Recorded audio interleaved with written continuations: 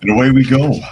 So, good morning, good afternoon, good evening, everyone, wherever you happen to be in the world today. Welcome, one and all, to Coffee Talk. It is time once again for Coffee Talk Live, where we will be having some discussion about what is going on in the world today. We'll take a look at some clips from the news and have a little bit of dialogue with those of you who are able to join us for the live portion. And if you wanted to join us for the live portion, you can find us Monday through Friday at 2 p.m. Eastern Standard Time. Most of the time. Today, we're a little early on YouTube at Coffee Talk Live and at Prepper University. You can find me on X, formerly known as Twitter, at Coffee Talk Chat.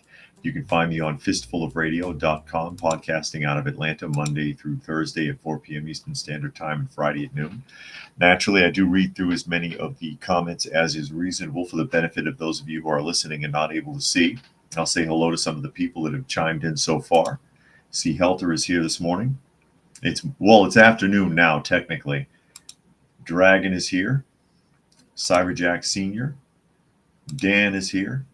Glad you could make it. We'll see who else decides to chime in as we get ready to spout off and see what is going on the news today. Again, doing things a little bit early today. Usually it's at 2 p.m. Eastern Standard Time. Today it's at 12 p.m. Eastern Standard Time because I have appointments this afternoon and I cannot get around it. So I've got to do the podcast a little bit earlier, so bear with me, folks. It's already been a long day.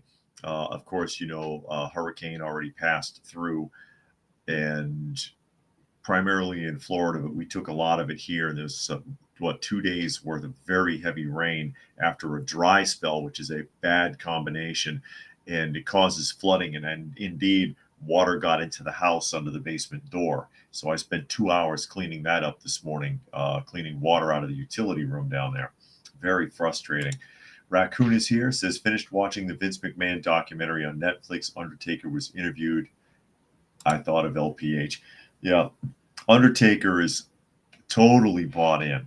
Totally bought in. He's a sucker for anything McMahon says, unfortunately. And I wouldn't be surprised to see him trying to do another comeback. He already appeared out of nowhere and choke slammed somebody on some recent live event. And it's like, oh, please retire.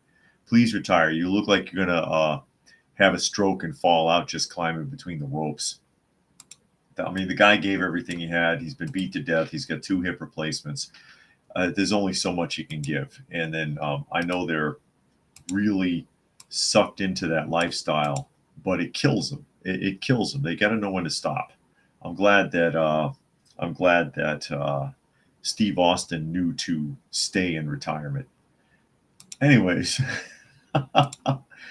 top news story as we get ready to jump off into the news. Oh, and I do have 2 felines in the room. I do have 2 felines. Uncle is here somewhere. Where are you, Uncle? Well, there he is. He's behind me on the floor. And then Granny Smith is on the table here, keeping me company.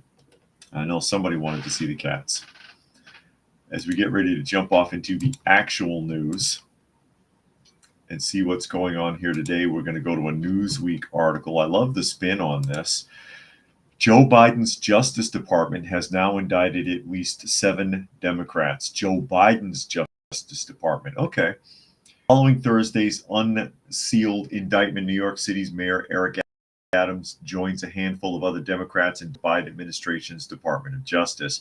Under President Joe Biden, the DOJ has issued 2 federal indictments against former President Trump, one for mishandling classified documents and another for alleged attempts to overturn the 2020 election. But it has also pursued Democrats, most notably the president's son, Hunter Biden. Last November, Trump said in a Notius Univision interview that the DOJ has allowed the next party, if I happen to be president and I see someone doing well and beating me up very badly, I say go down and indict them.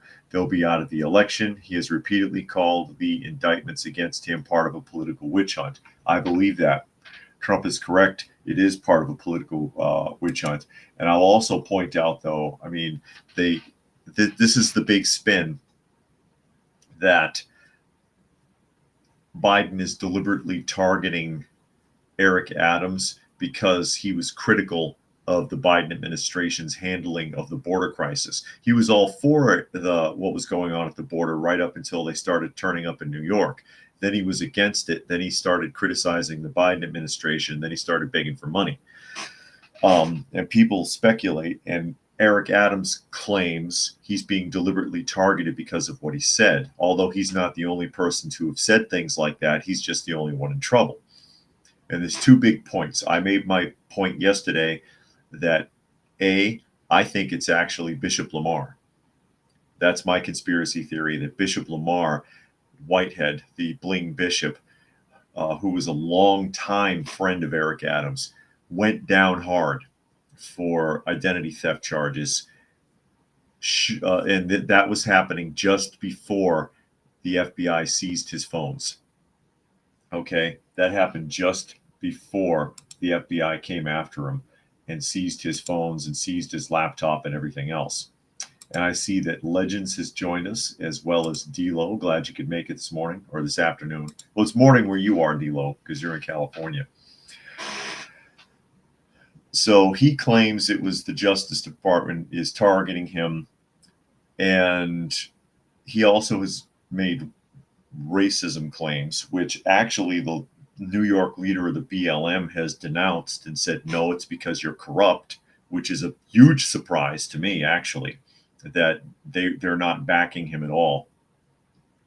But one, I think it's tied more to Lamar either trying to cut a deal or seeking revenge for Adams not helping him out when he went to prison.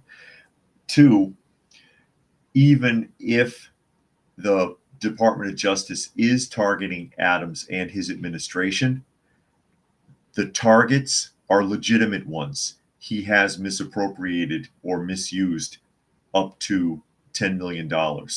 He's been benefiting from the misuse of $10 million. 100,000 of which was gifts of luxury travel. There's crazy stuff on there, on that list. But what they're accusing him of is true. He's been there is corruption. He has been benefiting from this. He has been benefiting from this. It says on Thursday, the 57-page indictment against Adams was unsealed, revealing 5 federal charges related to contributions to his 2021 campaign, including luxury gifts from foreign entities, wire fraud, and bribery. He said he has no plans to resign as he faces the charges. Mayor is expected to have several days to turn himself into authorities. Well, I believe he did it this morning, actually. I believe he turned himself in this morning. And they go on to tell you who else the Department of Justice has gone after: Hunter Biden, Senator Robert Mendez, Representative Terrence John, Representative Henry Cuellar, Tallahassee Mayor Andrew Gilliam, Illinois State Representative Michael Madigan. But we read stories almost every week, at least once a week, of some sort of government corruption, a mayor, a governor, some council member somewhere, somebody involved in some sort of corruption, involved in bribery, involved in misappropriation of funds, all sorts of things. And they're almost 99% of the time it's a Democratic leadership. And again, I'm not saying that that's implying that Republicans are so honest, but there's something about Democratic leadership that makes them a lot more emboldened, it seems, to try to get away with this kind of crap. It's just incredible. So Mayor Eric Adams and his entire administration going down the tubes here, and it'll stick. And I was speculating on that months ago, what it was exactly that they were looking into. And I know that Turkey was trying to establish a headquarters in New York, and that they were funneling bribes through third-party campaign contributions to Eric Adams. And I think that's going to be a key issue here, is Turkey and some other country. And it's like, you shouldn't be getting campaign contributions from any other country if you are a politician in the United States outside of contributions made by U.S. citizens or companies. And I have issues with that even also. I have issues with that because, again, I don't think that unions ought to be involved in politics. I don't think educational um, institutions should be involved in politics. There's too much room for corruption going in both directions. There's certain things I don't like mixing with politics, and that's one of them. This I thought was cute. USA Today's article here. Eric Adams and the missing password. Feds say New York City mayor locked his phone before the FBI seized it. So, I bet you they got in there. It says, who among us hasn't misplaced a password? There's hardly a device or a service that doesn't demand a unique series of digits, letters, or phrases, or fingerprints and facial views before the user can access what's rightfully theirs or rightly court ordered. Last November, New York Mayor Eric Adams told FBI agents he made an innocent mistake by changing and then forgetting the passcode to his mobile phone, making it more difficult for investigators to probe its contents. Yeah, I'm sure that was all an accident. I'm sure he accidentally changed and then forgot his password just as the feds were taking his electronic devices. And like I said, they can get in there anyways. It doesn't make a difference. I mean, it just slows down the process. But I can't say I blame him. I know they're trying to add that to the list of charges because they'll probably call that resisting. But I can't blame anybody for trying to befuddle any law enforcement if they were seizing your property. Anybody. I don't care what it is. That's just part of the game. It's just part of the game. I just thought that was funny. And this is the least of the problems that are going on, is that he changed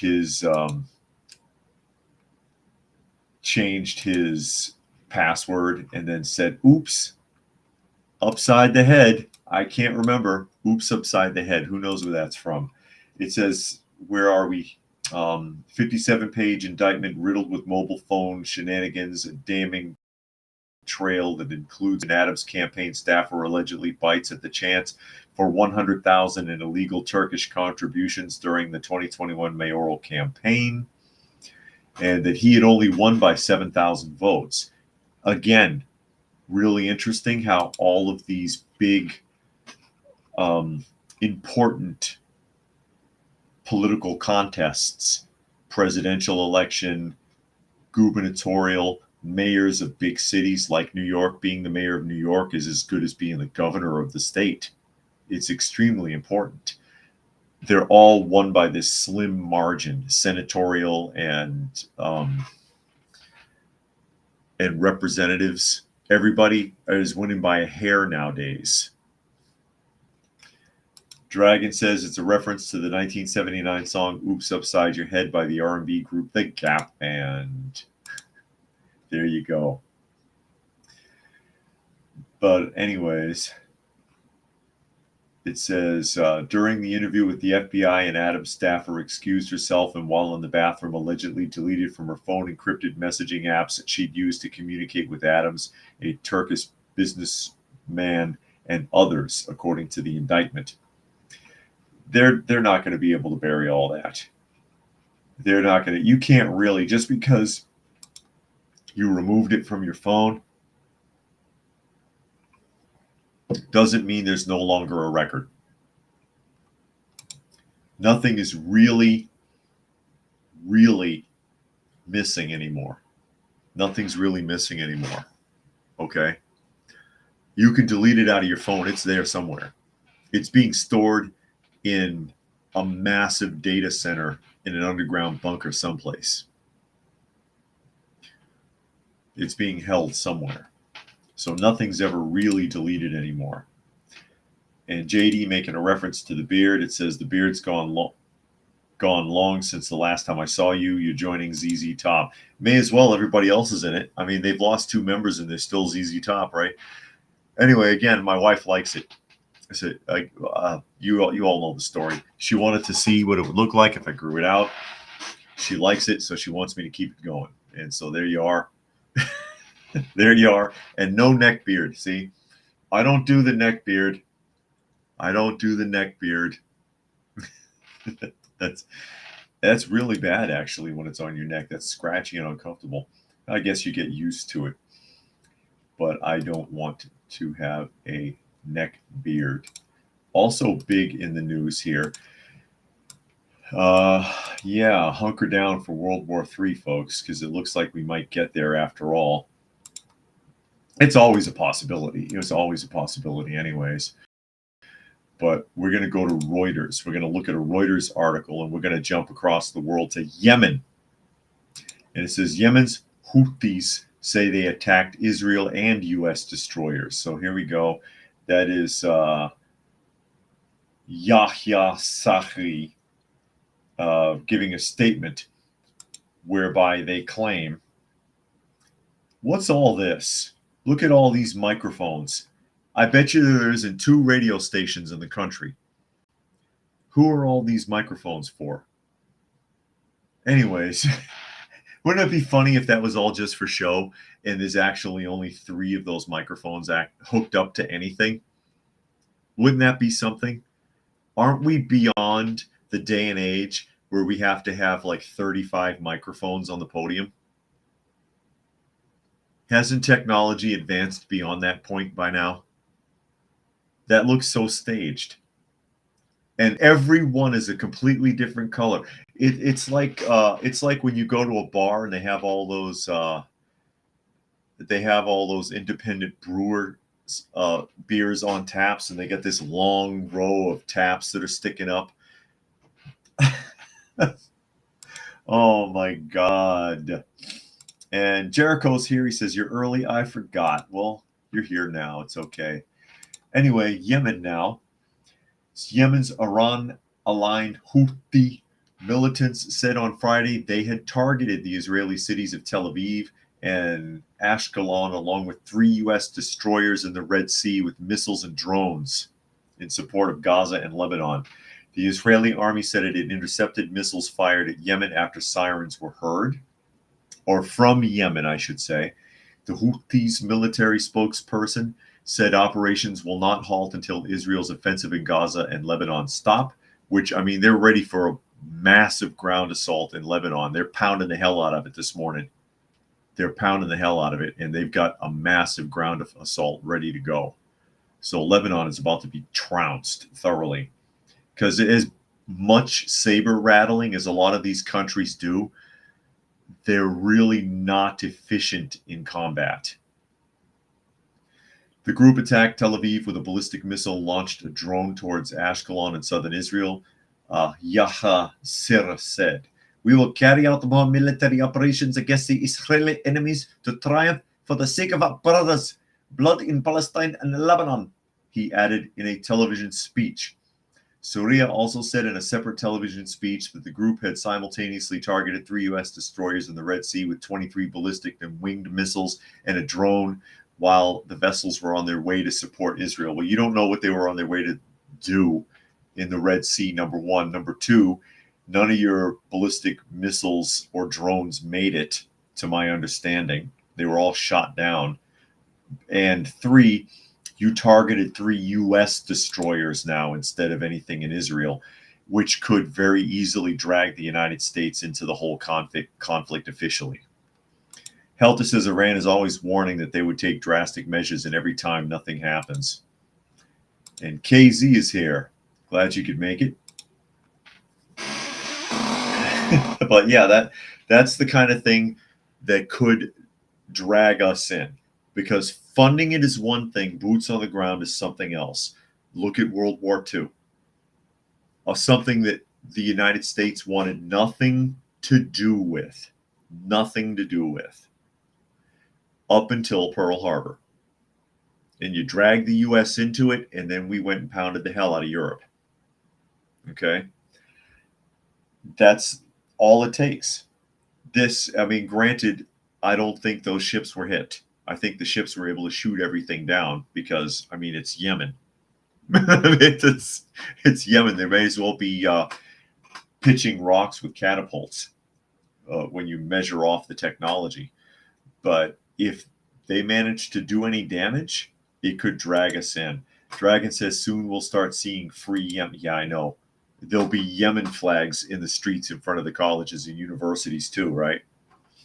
And they can all pack their shit and move to Yemen.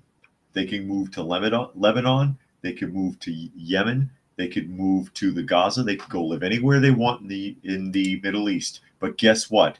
They won't go. They won't go. They won't leave because they're cowards. And Keisha is here. Are you all right, Keisha? Keisha hasn't been here for a while. If she doesn't mind my saying, she has not been well. She has not been well. So I hope you're doing all right, Keisha. And Brian is here. He says he forgot. Yeah, we are early today because I have appointments this afternoon. I have a lot of things to do, and I've already been very busy this morning because of the flooding out here. It got in our basement door, and it got into our utility room. Fortunately, it didn't get much further than that. And so I spent like a couple of hours, my wife and I, clearing that out. Got in from under our door. Again, it hasn't rained here for a long time. So 2 days of heavy downpour on dry clay soil, not a good combination. And Legend says they're from Ohio. They don't even fully know what's going on in Springfield, let alone the rest of the world. And Keisha says, actually had a small stroke a few weeks ago, but I'm okay now. Wow. I'm sorry to hear that. I'm sorry to hear that. I hope that you're recovering all right. You say you're okay now, but yeah, I mean, that can be, even a small one, that can be really taxing on the body. So I hope you're okay. Raccoon says the only flag should be flying on the White House is the American flag. I agree. That bothers me when I see, I can't remember her name, that so-called Palestinian representative in front of her office. There's no American flag. She's got two flags. One is the rainbow flag and one is the Palestinian flag. And it's like, how are you a representative in the United States? Go your ass to Palestine and bring that gay flag with you and see how well it works out. And Puck says, Mark, safe from Hurricane Helene. Yeah, or Helen or Helene or whatever the hell. I've only read the stories. I haven't actually heard how they're pronouncing that. But yeah, I guess we're safe. We just had a little bit of flooding get into our utility room through the basement door, which is annoying as hell. Annoying as hell. But what are you going to do? But there we are, Yemen, making the mistake of not only attacking Tel Aviv and Ashkelon, but also attacking U.S. naval vessels because why not? Because why not? Probably because they think that under our current leadership, we're impotent and we're not going to do anything. That we're just going to sit back and suck it. And again, there's their spokesman in front of like 175 microphones. I just don't get it with all the microphones. What is that all about? What is that all about? And are some of those wireless because they're not even hooked up to anything? Anyway, I think that's staged. Jack made a donation to the channel. He says for the kiddies. Thank you, Cyberjack. Need all the help we can get. I don't think any of them will be going in the basement today. Miss Kitty went down there and then she left because she didn't like all the water.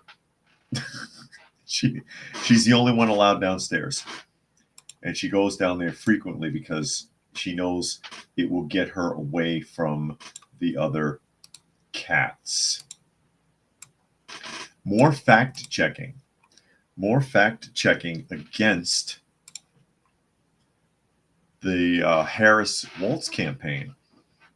This is the second time. First, originally, they fact checked this, which was incredible because even the Biden campaign was pounding on this Project 25 nonsense, which is a complete lie. The Project 25, and you see it says right here, the real Trump plan for Black America. Black America is going to suffer because of Trump and Project 25. They've been blowing that horn for months and months and months. And then the Biden-Harris campaign, or not Biden-Harris, excuse me, Harris-Walz campaign doing the same damn thing. Harris-Walz doing the same damn thing with this. And this is the flyer I got in the mail with all the commercials and everything else. And they were fact-checked finally. And even CNN had to sit there and say, okay, fact-check, false. Harris and Walz keep making claims about Donald Trump and excerpts from Project 2025, and he has nothing to do with it. He's not connected to the Heritage Foundation that printed this up. He's not connected to the people from it. They have nothing to do with him. It's their recommendations, which he said he's not interested in their recommendations. He's already denounced them. So they called him out, and I was like, I'm surprised to even see CNN doing it. They're being fact-checked again. And Puck says Project Ukraine is the current cash cow. Yemen is chicken feed. Yeah, no kidding. No kidding. About sick and tired of the Ukraine, honestly. Really sick and tired of it. New York Post article. Biden calls Kamala Harris boss and J.D. Vance secretary in meandering remarks at gun control event. And I don't know if you saw this, because this just happened recently. Okay, this is the last couple of days, right? Thursday, yeah, it was yesterday morning. He was yelling and screaming. He was having a meltdown. He looked absolutely freaking crazy. There he is. This is from the speech. He looked crazy. He looked like Adolf crazy up on there, screaming in the microphone, flipping out. But it goes on to say here, President Biden referred to Vice President Kamala Harris as his boss Thursday. I thought that was Jill, and used the wrong job title, secretary, for Ohio Senator and Donald Trump's running mate, J.D. Vance, at an event where he signed orders creating new gun-focused task forces, more bureaucracy, courtesy of your tax dollars. The retiring 81-year-old president delivered meandering remarks to a room full of guests at the White House, saying, quote, I've been to all but 3 mass shootings in the United States of America before deploying a debunked attack against the Republican vice presidential candidate.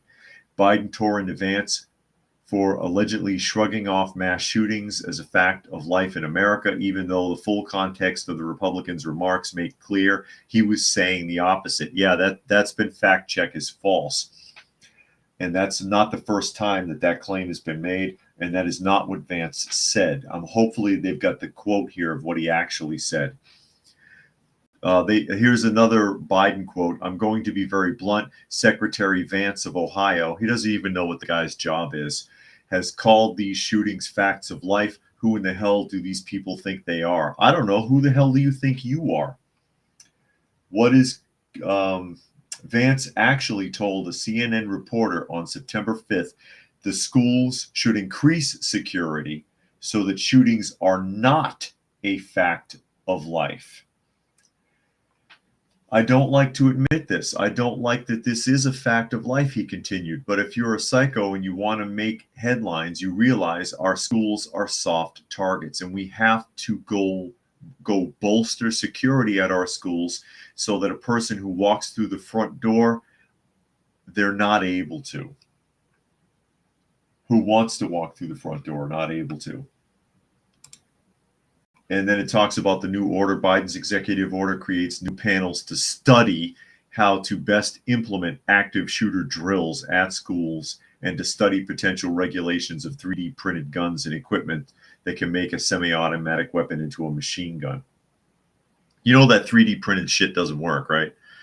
Any of you out there in the prepper community, that 3D printed shit doesn't work. It doesn't hold up. The technology isn't quite there. It degrades very quickly, the plastic. So it's not reliable at all. It's not reliable at all. But basically, that's just bureaucracy. He signed an executive order to waste more tax dollars on more study programs. Legends said just got a commercial for Sherrod Brown and now an ad in the mail for him. These politicians are out of touch. They're out of touch and they're out of time. But I'm out of my head when you're not around. Who knows where that's from? Let's go, folks. Oh, no. The president's series of incorrect remarks Thursday drew fresh mockery and criticism on social media just a day after Biden greeted world leaders at an event in New York City with the wrong salutation by saying, "Welcome to Washington." And it goes on to say, although Biden's new gun control orders do not themselves establish new restrictions, one creates an emerging firearm threat task force whose purview includes making recommendations about how to curb concerning new trends. That makes no sense. And here he is. Here he is. Do you want vanilla or banana pudding with your lunch, sweetheart? What would you like? Doesn't he look like he's sitting at a lunch tray in like a senior living facility? He really looks out of it right there. Here, just sign this. You don't have to look at it. Raccoon got it. Hall and Oates. Hall and Oates, that's correct. You're out of touch. I'm out of time. And I'm out of my head when you're not around. That's right. He really looks out of it right there. I know it's easy to pick on him now. It's easy to pick on him now. It really is. Would you like the big cookie? Or would you like the apple pie? And then he can't make up his mind. Raccoon suggests he's filling a diaper. Oh my goodness. Oh my goodness. Maybe that's why that one girl is laughing while everyone else is trying to look solemn. She hears the gas.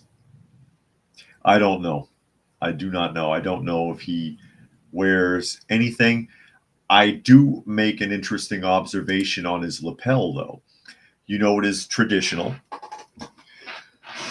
You know, it is traditional that many politicians will wear a flag pin on their lapel, usually the American flag. The American flag. That flag, I don't know how well you can see it, is Ukrainian. It's the American flag on the left or the right of the lapel, but left facing you. And then the other flag is the Ukrainian flag. Just in case you wanted to know where all your tax dollars are going. Jericho says they're out of apple juice. You'll have to settle for orange. No, they can't give him orange. It's too acidic. It'll mess up his urine flow. He's got to have something softer than that. Prune juice, maybe. Prune juice, maybe. I'm surprised they didn't bring up the gaffe where he forgot who he was introducing when he was supposed to bring up the Prime Minister of Israel. Not Israel, excuse me. India. Hindustan. The Prime Minister of India. And couldn't remember who the hell he was supposed to be calling on and started yelling.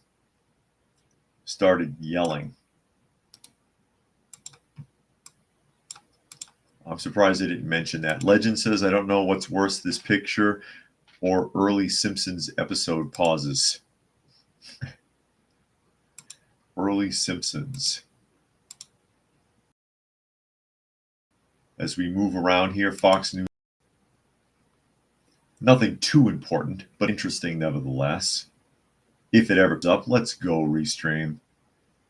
Let's go Restream. Is that it? Here it comes. It says Harris drops millions on private jet spending despite calling climate change an existential threat. Vice President Harris's presidential campaign has spent millions on private jet flights since President Biden announced that he was no longer running for re-election, and Harris locked up the Democratic nomination on a couple of months ago. Harris, who has jet set on the campaign trail delivering various speeches on combating climate change, said on multiple occasions that the issue is an existential threat to humans.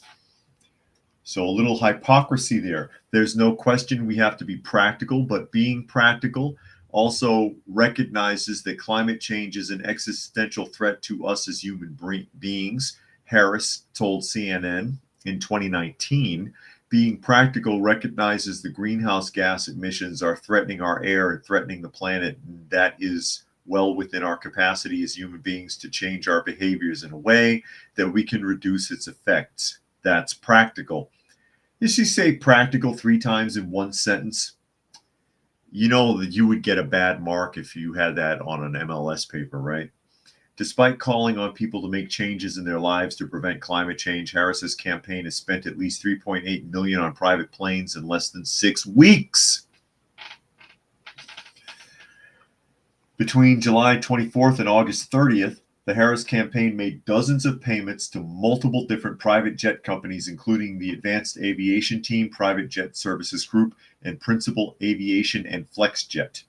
Most of the payments were to Advanced Aviation, which offers aircraft ranging from 8-seater turboprop jets for trips of up to 3 hours to 18-seater ultra-long-range jets, which deliver a comprehensive list of onboard amenities and sophisticated finishes and include a flight attendant for travel times of up to 16 hours.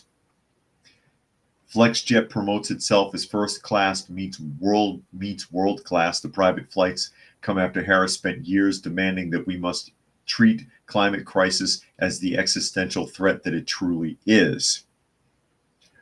And is this another quote from her? I think it is. The urgency of the moment is clear. This clock is no longer just ticking, it's banging. And we must make up for lost time, and we cannot afford to be incremental. We need transformative change and exponential impact. As isn't transformative and change the same thing? As nations, we must have the ambition that is necessary to meet this movement, the vice president said at the United Nations Climate Change Conference in 2023. She flew there too. We must lead with courage and conviction, and we must treat the climate crisis as the existential threat that it truly is. Dare I say, our duty and our obligation, not a choice. Harris also suggested that people are hesitant to have children due to climate change fears.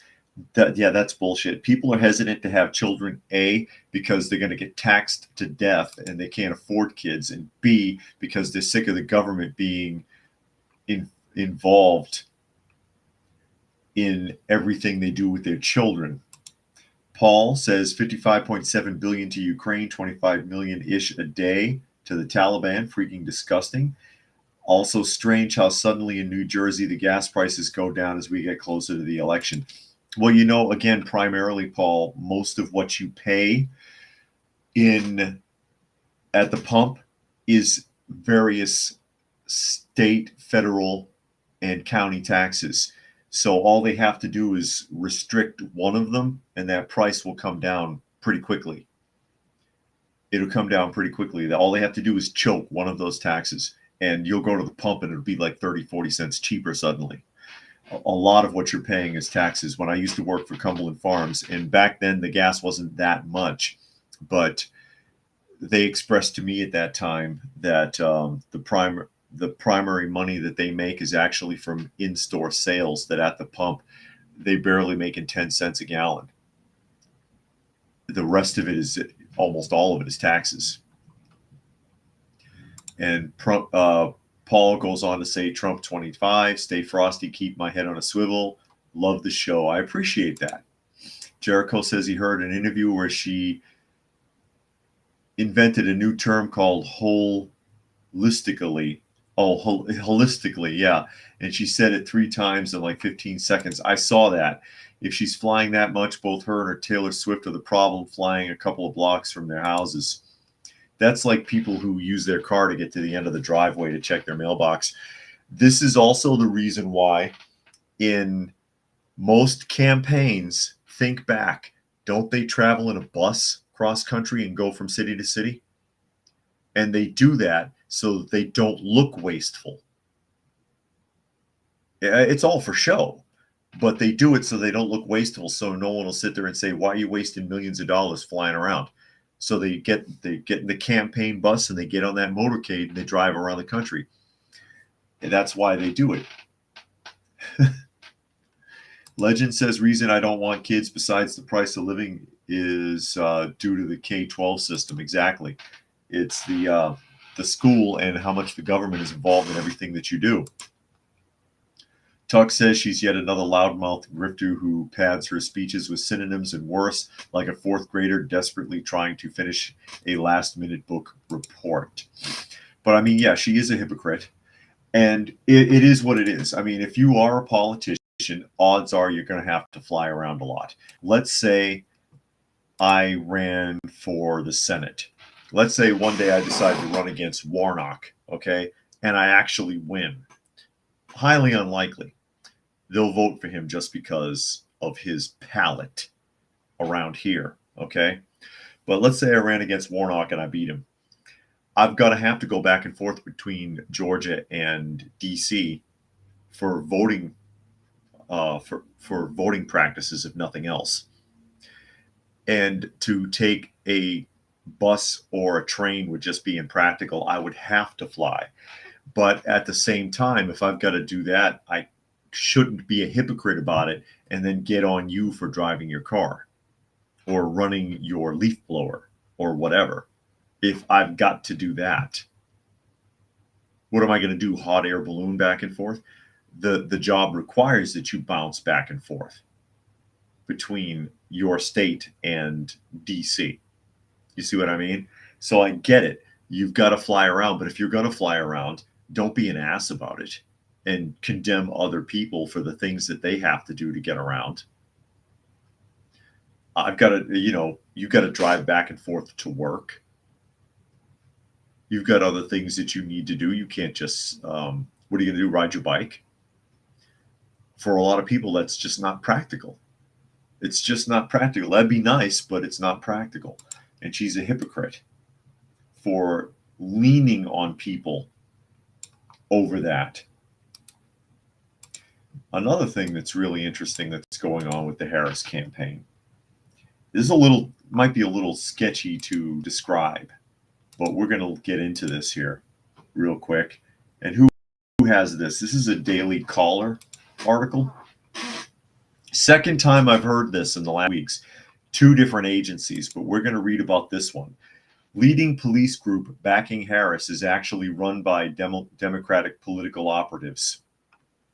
Leading police group. Vice President Kamala Harris's campaign bragged on Monday that a, quote, leading law enforcement group had endorsed Harris. However, the organization is only a few months old and is run by a veteran Democratic political operative. Oh, this is the one. Okay, Police Leaders for Community Safety, which endorsed Harris on September 23, only launched publicly on June 11th of this year. According to a press release from the group, a registration document filed with the Internal Revenue Service indicates the organization is led by Gail Hoffman, a longtime Democratic staffer who worked on John Kerry's 2004 presidential campaign as director of surrogates and in the Clinton administration in various high-level roles. Hoffman has never worked for a police agency, per her biography, despite the organization's recent founding and ties to the Democratic Party. Fox News Digital, which was given an advance copy of the endorsement, initially described the organization as a, quote, leading law enforcement group, language that the Harris campaign later used to tout the group's backing.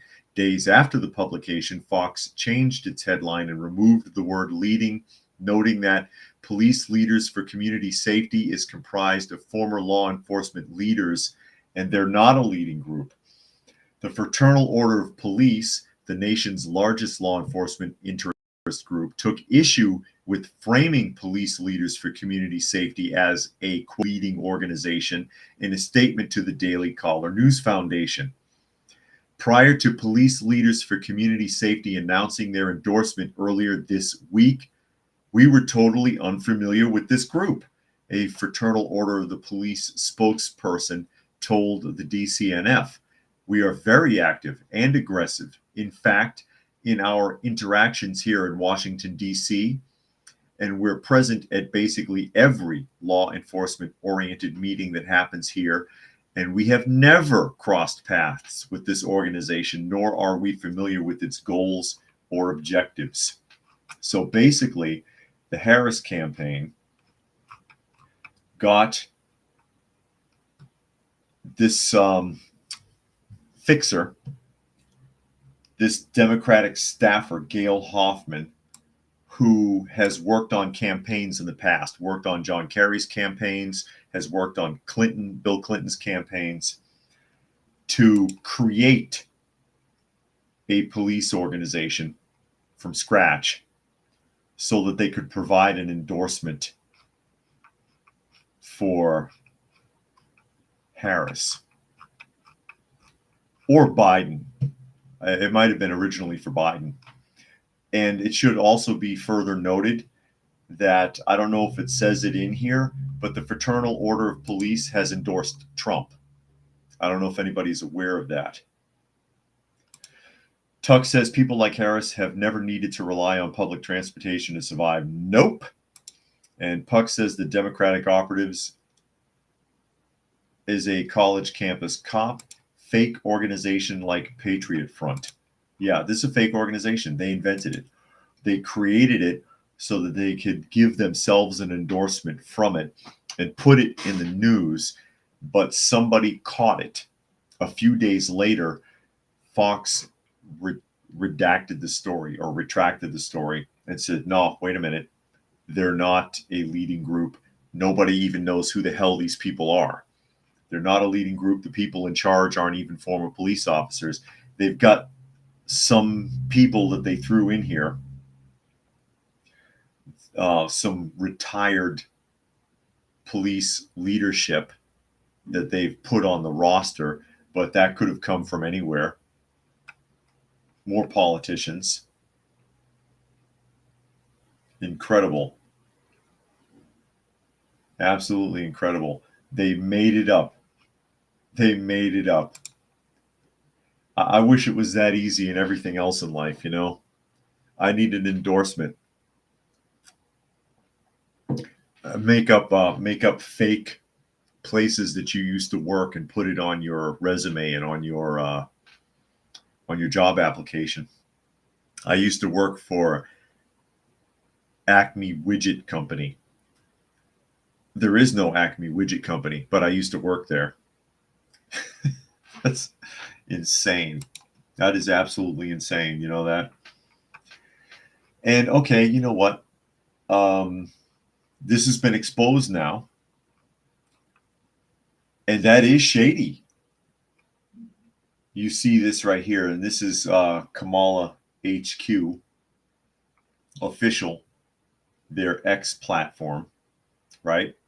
Leading national law enforcement group endorses Harris and Waltz, but there is no organization. I mean, technically there is, because they filed paperwork, but there's nobody there and they don't do anything. But they're gonna present that like it means something. And we're supposed to trust these people? We're supposed to trust these people. We're supposed to rely on them. Honesty and transparency. Indeed. Honesty and transparency. That is a crazy story. That is a crazy story. Now, somebody brought this up the other day, and so I wanted to run it over really quickly. Actually, I think they brought it up last week. They were talking about this. And this is a Deadline article talking about the Rust trial. Lying, cheating, and hiding evidence. Rust armorer's lawyer wants special prosecutor thrown off the case, and Hannah Gutierrez, I don't know if I'm pronouncing that right, Reed, released. Why didn't they just call her Hannah Reed? Released. So the special prosecutor for Alec Baldwin's fatal 2021 shooting of Rust cinematographer Helena Hutchins should be tossed out, and the troubled indie westerns incarcerated armorer should be either set free or given a new trial, according to a New Mexico judge heard today, or yesterday rather. Why? Because lying, cheating, and hiding evidence, according to Hannah Reid's lawyer, Jason Bowles. Apparently, there's some credibility to this. I'm asking that this court, in its inherent power, remove her from further prosecution of the Rust case, and we are asking for a dismissal on the same basis as this court dismissed Mr. Baldwin's case, the defense attorney declared in a virtual hearing Thursday morning of Special Prosecutor Kari Morrissey. And Baldwin's case was thrown out, and it tells you why here. After a mere 4 days, Baldwin's trial was suddenly tossed out on July 12th, and after dramatic revelations of ammunition evidence apparently being deliberately hidden from the actor's defense team by the prosecutors. She has testified before this court, and I submit, and I don't do it lightly, her testimony was false, and she didn't exercise reasonable diligence. Bowles stated to Judge Mary Marlowe Sommer of the Baldwin case and Morrissey's conduct.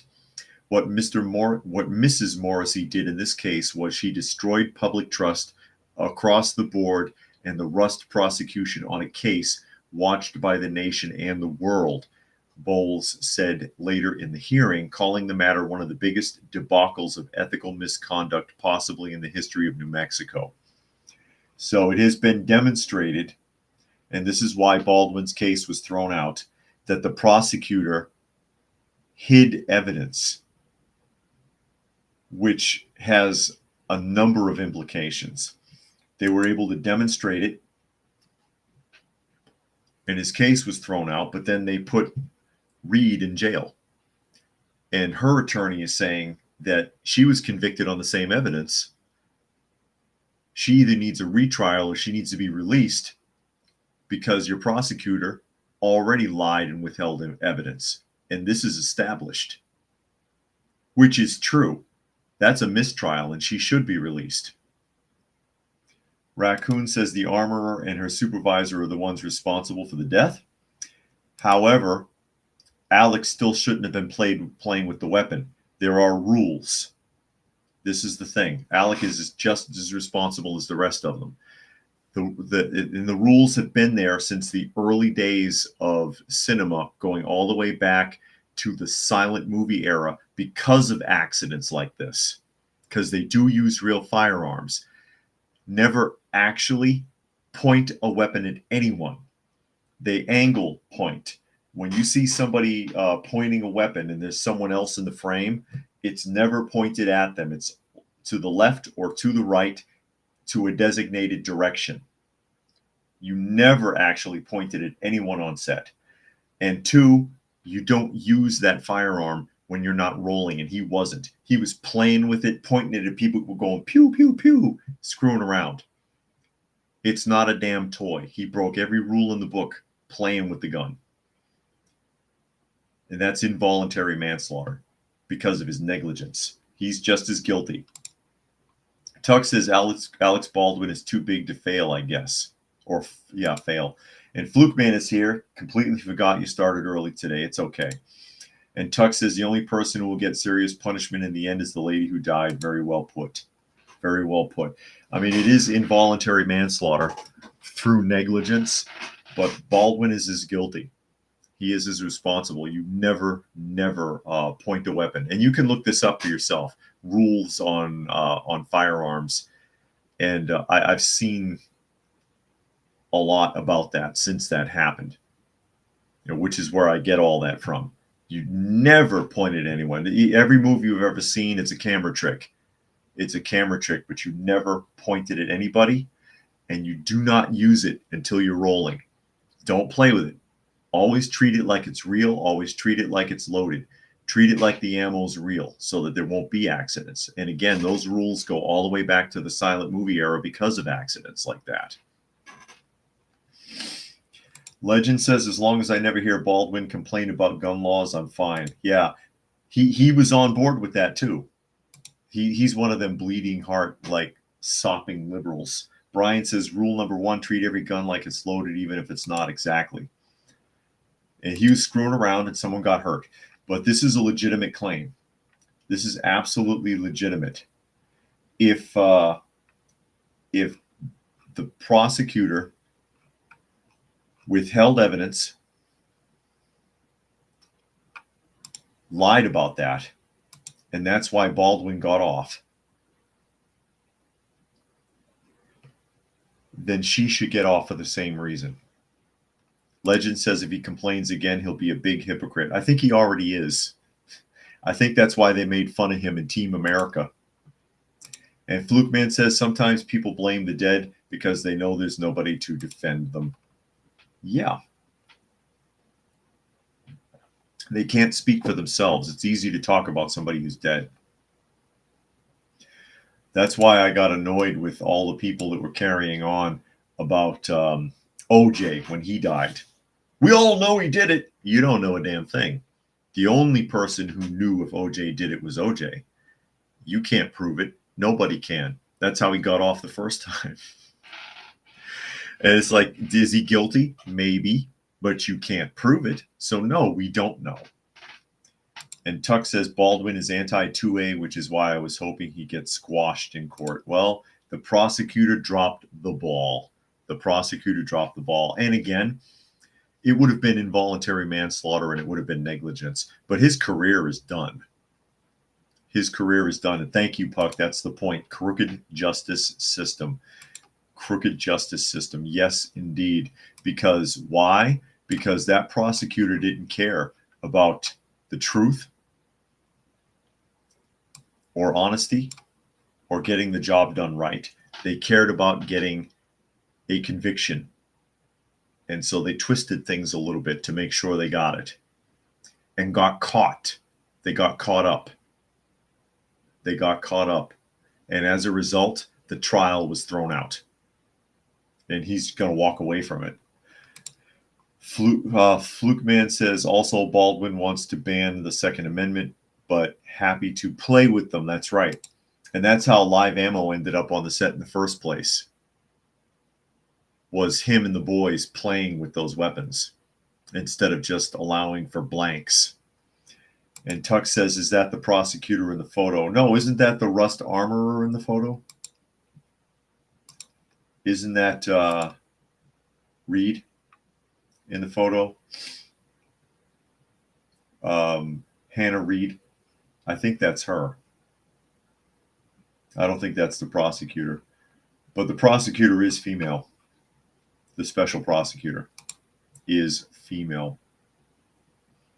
Puck says all animals are equal, but some are more equal than others. Yeah. Some are more equal than others. Your glass is this big and my glass is this big, but they're both equal because they're both glasses. That's how that works. Your plate is a little plate and my plate is a big plate, but they're both equal because they're both plates. And that's how that works.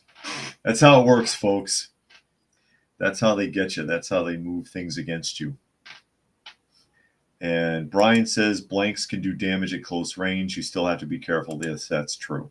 They can do damage at close range. You do have to be careful, which again is why they tell you aim left, aim right, so that you never actually pointed at anyone, and the camera angle fools the audience into thinking it's a dead aim. And a couple more here real quick as we get close. Raccoon says, I saw photos of Reed posing with guns like Laura Croft. That's someone who doesn't take guns seriously. And Tuck says, didn't she have multicolored hair and face piercings? She cleaned up nicely for the trial. She no shit. Well, she was a diversity hire anyway. She was very inexperienced. Baldwin hired her because he was making a big deal of getting a bunch of females on the crew. And where are we here? Jericho says, just like you said, honesty and transparency indeed. Yeah, honesty and transparency from all of us, but not anyone else. And Puck says, see also Brandon Lee. With Brandon Lee, I think a fragment of something got lodged. And so the blank blasted it out of the barrel, if I remember correctly. That was purely an accident. And Brian made a donation to the channel. Thank you, Brian, as we get ready to wrap things up as we are at the top of the hour. So special thanks to Brian and to Cyberjack Sr. for making a donation to the channel today. Always appreciated. Goes a long way towards helping out. And we got our felines in here still. There's Granny Smith on the floor taking a nap. There's Uncle back there taking a nap under the desk, taking up the whole underside of the desk because he's huge. Again, you are listening to and or watching Coffee Talk, and you can find the live portion Monday through Friday at 2 p.m. Eastern Standard Time, most of the time, on YouTube at Coffee Talk Live and at Prepper University. You can find me on X at Coffee Talk Chat. You can find me on fistfulofradio.com, podcasting out of Atlanta.